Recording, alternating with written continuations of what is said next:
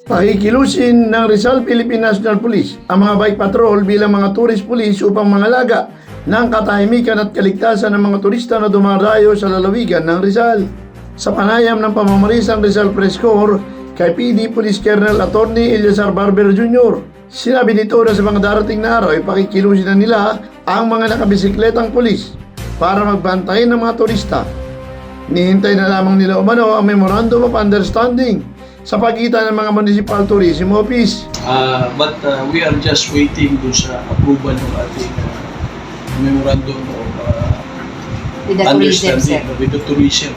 Once we were able to comply with the requirements, and then we will probably kick off this project in the coming weeks or month. Kasi hindi lang naman kami, we are just waiting dun sa compliance ng ating sa tourism, municipal tourism.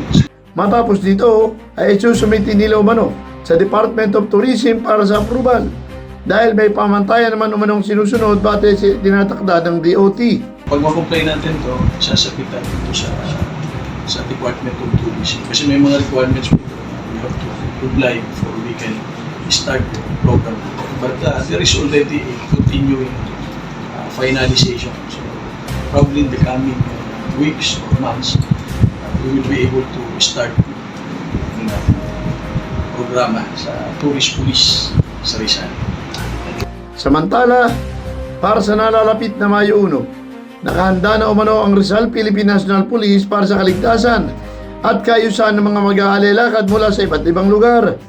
Hating gabi bago ang Mayo 1, nakaugalian na ng mga deboto ng Our Lady of Peace and Good Voyage o Nuestra Señora de la Paz y Buen Viaje ang pag-aalelakad paakyat sa lungsod ng Antipolo upang humingi ng patnubay sa patron ng mabuting paglalakbay. Felix Tambongko, The Observer News, DWRB 103.9 News FM. Ikaw ang una.